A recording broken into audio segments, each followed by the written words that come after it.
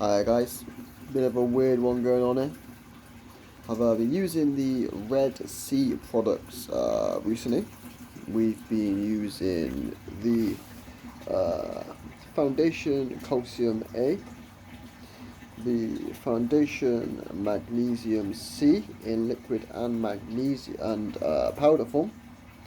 And we've also been dosing the trace colours A, B, C, D. That's the iodine, potassium, iron, and bioactive elements, which of course you dose, easy dose by the calcium.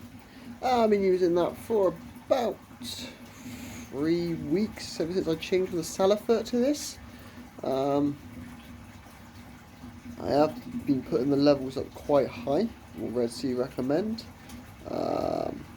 Which is a little bit strange. I mean, calcium, I'm putting that up to 460 parts per million.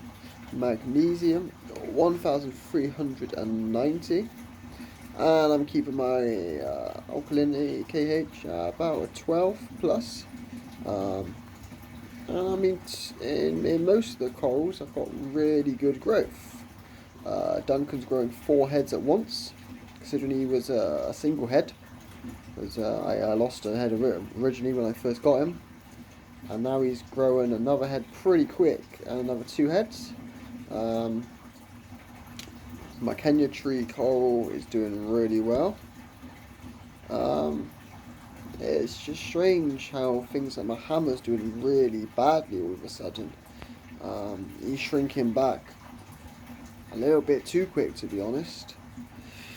But then my zoas are doing really well. So I'm really worried about the hammer, to be honest. He wasn't a cheap piece.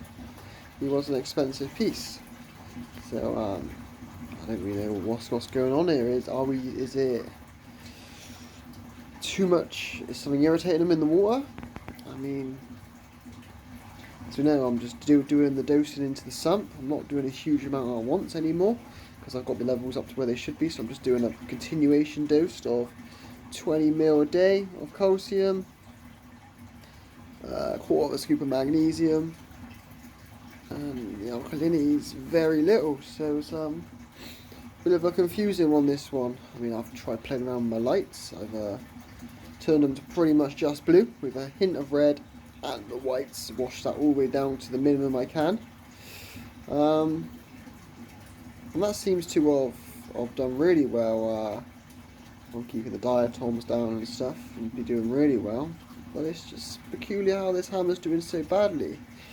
I put him in more of a flow area, he doesn't like it. I put him in less of a flow area, he doesn't like it. He's a fussy bugger, so we'll have to try and see what's going on. I'll try and upload a video tomorrow of them all in their full colour, because the colour is bright. He's a really bright fluorescent green, but he's just a bit small.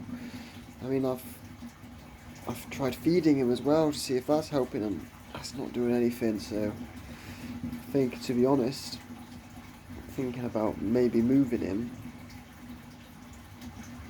to the very bottom in the sand where there's very, very little flow. Seeing how much he expands then.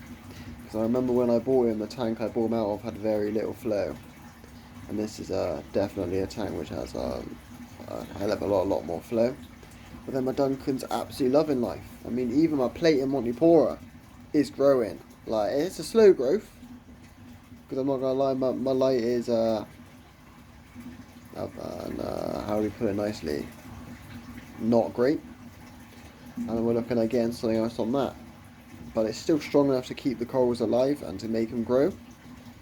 But the fact that hammer's just doing so badly, but a Duncan on the other hand is absolutely doing amazing. It's really alarming me, so I'll move him around a bit, and then hopefully tomorrow I'll either have some good news that he's opened up a bit more today, or some shoddy news that I don't know what's going on. Alright guys, but yeah, I mean, we should be updating the tank soon with fish netting that I'll go over tomorrow. Actually getting some fish net for once, instead of just a coral tank. So we'll see how updates on that, but yeah. We'll see what happens.